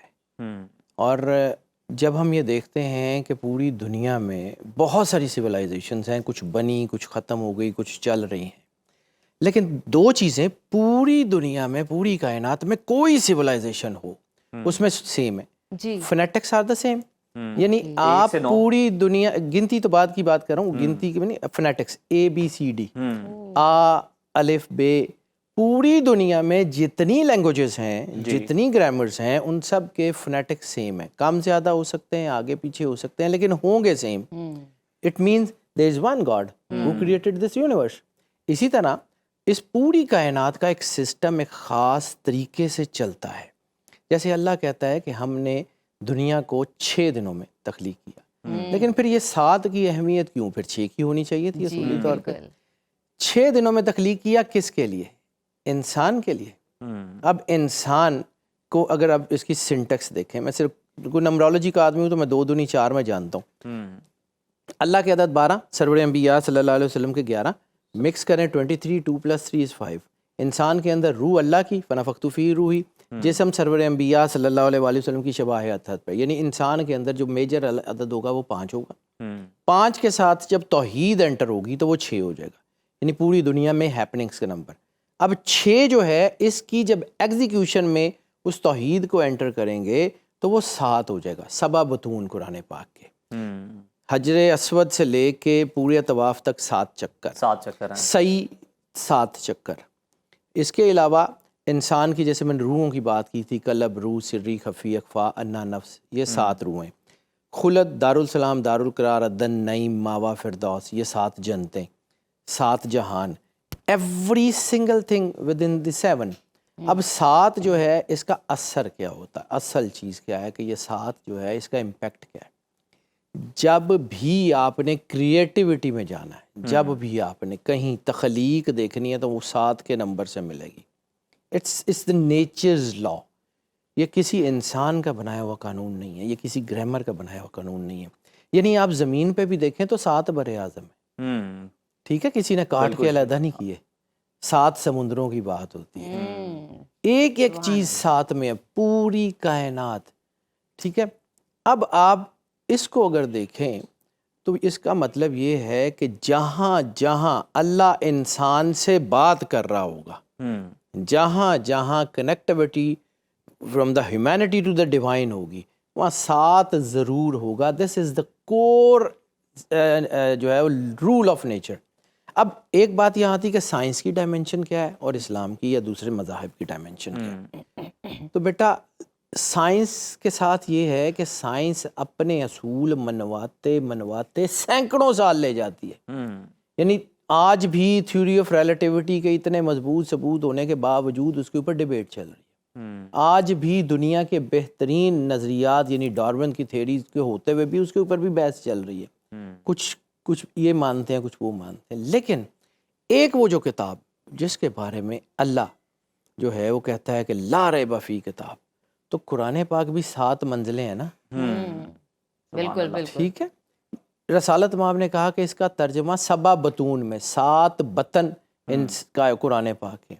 तो इसलिए मैं जो आपसे बात कर रहा हूँ वो I don't know the thing I believe with in the heart as much as I know that I know nothing. Plato ने जब ये कहा था कि मैं जितना मैं जानने की कोशिश करता हूँ उतना मुझे समझ आती है कि मुझे कुछ नहीं आया, क्योंकि आपका नोइंग का दायरा भी बढ़ रहा होता है और नॉट नोइंग का दायरा भी उसी तरह से बढ़ रहा होता है। यानी बाद में आपको एहसास होता है कि ये भी नहीं आता, ये भी नहीं आता, ये भी और भी मंजिलें हैं उससे आगे। जाहिर सी बात, जब इंसान ये सोचना शुरू करता है कि मुझे ये थोड़ा सा आ गया तो उसको एक और डायमेंशन नजर आती है। हमें तो ये 3 डायमेंशंस का पता है ना, 3 डायमेंशन, यानी एक इस जहान की, एक अगले जहान की, एक थर्ड डायमेंशन जिसका पता नहीं। Basically these are 7 dimensions. Okay ठीक है। वो जो 7 डायमेंशंस हैं, फिर हम जो है वो 4 मुकर्रब फरिश्तों को जानते हैं जी। ठीक है, ऐसा ही है। टोटल 7 है। अब कल का इल को हज का इल को कैसे इसमें से जो है वो माइनस कर सकते हैं, जो हामिलाने अर्श है। फिर बाइबल में देखें तो वो जो है वो जिन लोगों जो बाइबल में बताया जाता है कि जी 7 ऐसी हस्तियां हैं जिन्होंने इस ज़मीन का निज़ाम संभाला हुआ। 7 मुकाशफा में ठीक है, 29 दरवाजे 7, वो अगर उसको पढ़ें तो वो भी न्यूमरोलॉजी है। यानी वो जो रेवलेशंस का चैप्टर है ना, जी हाँ, वो रेवलेशंस के चैप्टर जिससे सारा एग्जॉर्सिज्म होता है, जिससे सारी चीज़ें ये रूहें मदरूहें इनको सारों को जो चीज़ों को देखते हैं, दीज आर बेसिकली 29 and 7। अब 29 and 7, 29 2 + 9 2 and 7 हैपनिंग, यानी जहाँ भी ये दोनों आपस में मिलेंगे वहाँ 9 होगा। दिस इज़ वाई कि पूरी दुनिया में कोई भी सिविलाइजेशन कहीं भी हो, यानी आज भी दुनिया में ऐसे इलाके मौजूद हैं जहाँ पे आप बहुत सुपरसोनिक जहाज़ों से भी बगैर रुके पहुँच नहीं सकते। आज से हज़ारों साल पहले इंसान बगैर टेक्नोलॉजी के आपस में इंटरमिंगल कैसे करते रहे। फिर पूरी दुनिया में जहाँ भी आपको गिनती मिलेगी जी। वो 1 से 9 के दरमियान मिलेगी पूरी दुनिया में। यानी जब आपके पास लफ्ज़ नहीं थे तो आपकी गिनती नंबर्स में नहीं, उसमें खत्ते मेखी में लिखी जाती थी। जी हाँ। तो उस वक़्त भी 10x था।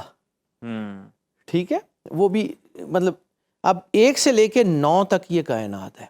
अब इसका मतलब ये भी एक क्वेश्चन किया जाता है कि जी फलां नंबर, जैसे हम 7 की बात करें, ये बड़ा अहम है, ये बड़ा अहम है, तो 1 से लेके 9 तक हर नंबर अहम है। 1 से लेके 9 तक अच्छा, हर जाफरी नंबर साहब, की ये भी ऐड कीजिएगा, ये भी बताइएगा, लोगों का सवाल होता है, ये जो 7 नंबर है इसका ताल्लुक हमारी कोई यादाश्त से भी है, मेमोरी के साथ भी है इसका? बिल्कुल ऐसा ताल्लुक है सर। देखिए असल में हैपनिंग क्या है, हैपनिंग आपके होने वाली चीज़ों का असर है। आपकी यादाश्त क्या होती है, आपके इर्द गिर्द होने वाली चीज़ों को आप महफूज कर रहे होते हैं। मेमोरी क्या है, मेमोरी में ठीक है। तो ये जो है ना, ये आपका बेसिकली ये अगर इसको देखें तो ये आपकी मेमोरी से, आपकी क्रिएशन से, इंसान के पैदा होने से लेके एक एक चीज़ से जुड़ा हुआ है। यानी अब इसमें ये एक बहुत सारे नंबर्स का आपस में इंटरमिंगल करके हम देखते हैं, क्योंकि थोड़ा सा मुझे नंबरों का पता है। मैं एक आम सा आदमी हूँ, मैंने मतलब, लेकिन ये है कि अल्लाह की मेहरबानी, उसने इस काबिल कर दिएगा। एंड माई स्पेशलाइजेशन इन इल्म जफ़र, तो उसमें जो मुझे समझ आती है कि हर नंबर दूसरे नंबर को सेकंड करता है। हर सिस्टम कायनात का आपस में जुड़ा हुआ है। यानी आप एक सिस्टम को पढ़ें, आपकी बॉडी में देख लें, आंख के अंदर पूरा एक सिस्टम है, कॉर्निया, रेटिना, एक एक चीज़। आपकी डाइजेशन में पूरा एक सिस्टम है, आपके नर्व सिस्टम में एक पूरा सिस्टम है, कार्डियोवैस्कुलर सिस्टम है, यानी इंटरलिंक है आपस में, जुड़े हुए हैं, ठीक है, बिल्कुल ठीक। आपकी पूरी बॉडी उस वक्त स्टेबल है जब ये सारे सिस्टम एक्यूरेट चल रहे हैं। इसी तरह कायनात का सिस्टम है। आपकी जिंदगी उस वक्त तक है जब तक ये सारे सिस्टम ओके चल रहे हैं। यानी कायनात की मूवमेंट में थोड़ी सी भी इर्तियाश होता है। यानी आप समझें कि आपका कोई एक सोलर सिस्टम का प्लैनेट अपने ऑर्बिट से 5 डिग्री से ज़्यादा बाहर जाता है या 5 डिग्री से ज़्यादा अंदर आता है, दोनों सूरतों में ये पूरा सिस्टम कोलैप्स होगा। ये जो मैंने क़यामत की पिछली दफ़ा बात की थी ना, तो क़यामत जो है ना वो अल्लाह ने रख के भेजी हुई है, यानी जो पैदा हुआ है उसने जाना है। अब हमारे यहाँ ये जो क़यामत का कॉन्सेप्ट कुरान पाक में है ना, उसको ज़रा साइंटिफिकली समझने की ज़रूरत है। अल्लाह ने कुरान पाक में कहा कि जब सूर फूंका जाएगा तो इनके दिमाग पे चक जाएंगे। तो हमारा ये ख्याल है कि शायद कोई आवाज़ होगी या कुछ होगी। It's not kind of instrument. आपने 2 तरह की इंस्ट्रूमेंट देखे होंगे, एक वैक्यूम पंप्स और एक जो है ना वो आपके ब्लोअर्स। आपके इर्द गिर्द अल्लाह ने एक सील लगाई हुई है जिसको हम आम तौर पे ओजोन लेयर कहते हैं। ठीक है, ओजोन लेयर के अंदर सुराख हो रहे हैं, लेकिन अभी इतने बड़े नहीं हुए कि वो एयर स्फेयर को, आपकी जो है ना ऑक्सीजन को, आपकी चीज़ों को करें। 1 मिनट के लिए सिर्फ इमेजिन करें कि ओजोन लेयर फटती है, हवा तेजी से बाहर निकलेगी, पूरी यूनिवर्स वैक्यूम है। जब हवा तेजी से बाहर निकलेगी तो वैक्यूम पंप के साथ चीजें पिचकती हैं। अल्लाह कहता है इनके दिमाग पिचक जाएंगे। क्या खूबसूरत आपने जाफरी साहब बात की। सर ये जो हमारा 7 डिजिट से मुतालिक आज मौजू है, इस पर चूंकि वक्त अब हमारे पास कम है, तो कोई कंक्लूडिंग रिमार्क्स इस मौजू से मुतालिक? सिर्फ 7 की बात है तो सर 7 जो है ना ये कायनात और अल्लाह की कनेक्टिविटी है। और अल्लाह जब 7 जहानों का जिक्र करता है ना, तो उसने इंसान के अंदर 7 सैटेलाइट्स रखे हुए, जिसे हम 7 स्पिरिट्स कहते हैं, जिसका ताल्लुक स्पिरिचुअलिज्म से। इंसान एक एक करके वो मंजिलें चढ़ता जाता है।